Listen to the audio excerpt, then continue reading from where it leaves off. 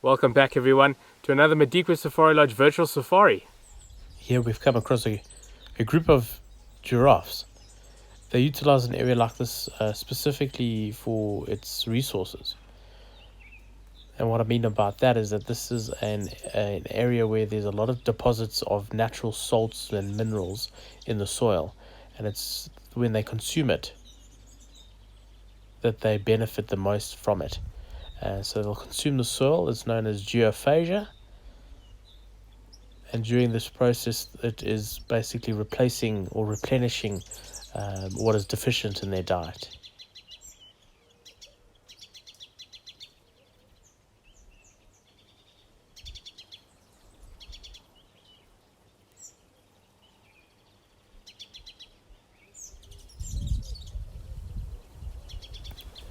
So something quite interesting is that not only did we discuss in previous virtual safaris that giraffes have 7 vertebrae, very much the same as humans, at a much larger scale, there's also something else that is also very closely related to our anatomy, and that is suspensory ligaments, which we found in our eyes.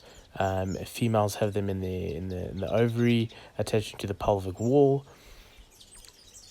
Giraffes have them as well, but they have them in their legs, and this is allowing them to each of the leg to be weight bearing, able to distribute that weight evenly and support their mass, and their body mass is quite large. Average weights between male and female range from 800 to 1,200 kilos.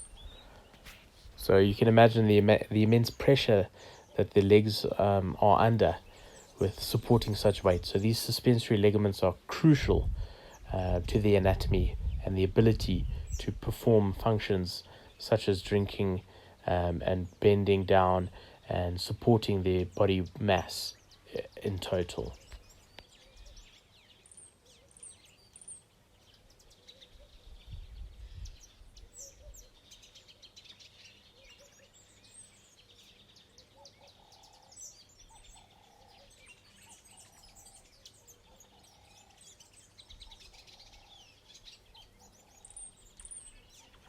Apart from having quite a complex cardiovascular system, they also have a complex capillary network at the base of their brain. This helps them with the ability to control blood flow when bending that long neck below the heart during activities such as feeding and drinking.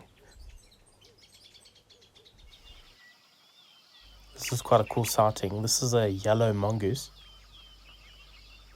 and they are active insectivores. So they'll actually go out feeding majority of the time on insects, but will also actively hunt amphibians and small reptiles.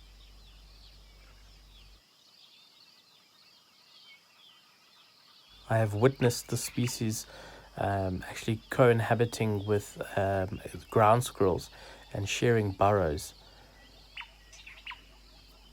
Yellow mongooses are also more diurnal, so they are spend most of their time foraging, and other activities are spent during the day. Yeah, we've come across a pair of Birchall sandgrass. These are lifers for me. They're near endemic, and you only find them in the northwest and in the Kalahari Basin north of the Orange River. Mostly in Botswana and Namibia you find them. So we've managed to relocate our resident pack of wild dogs.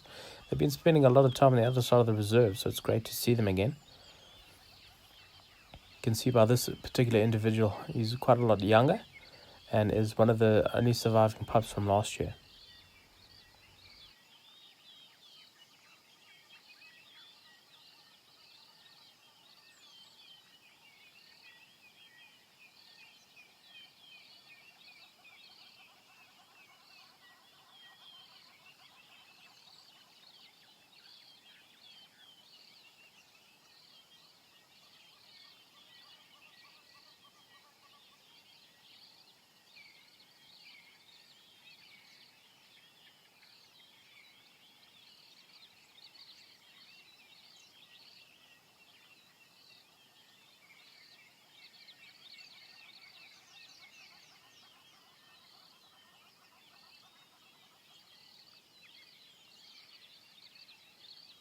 Wild dog coat patterns are extremely unique to each individual, and this helps each member within the pack help distinguish between one another.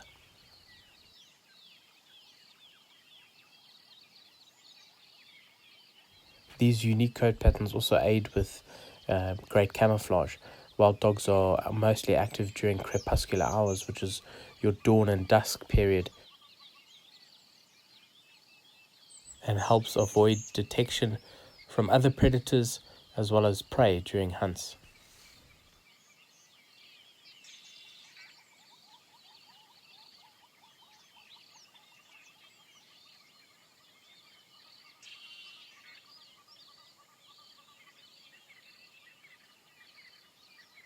This is quite interesting behavior taking place. So wild dogs being a social pack animal, this type of exaggerated playful behavior helps with a few things. One, it reassures and strengthens bonds, and the other you mainly see in more younger individuals within the pack, utilizing this playful behavior as practice, helping one another hone certain skills, especially when it comes to hunting and chasing and so forth like that.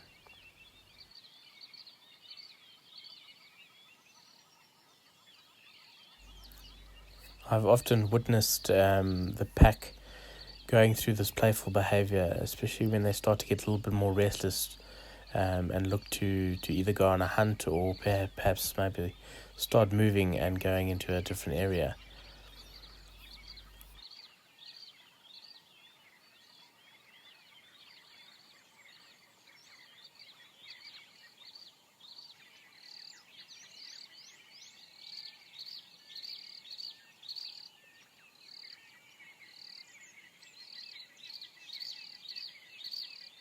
African wild dogs are the second most endangered species of canid, the first being the Ethiopian wolf.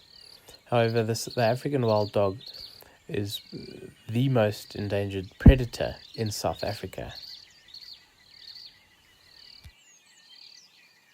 You'll often find the pack with full bellies. Their success rate when it comes to hunting is extremely high, as we've mentioned in previous episodes of virtual safaris. However, their metabolic rate is extremely quick, so they'll be able to burn through a majority of their food within a short period of time, often always leading to a hunt within 12 hours. As the sun is setting, we're losing a lot of light. I think we've spent enough time with these wild dogs.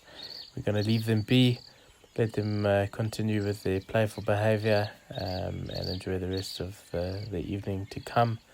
And perhaps maybe we'll catch up with them in a couple of days' time.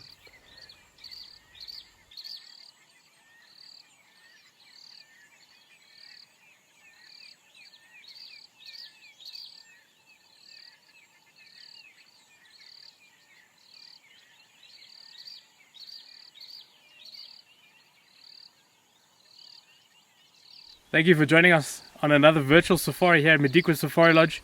We'll see you next time.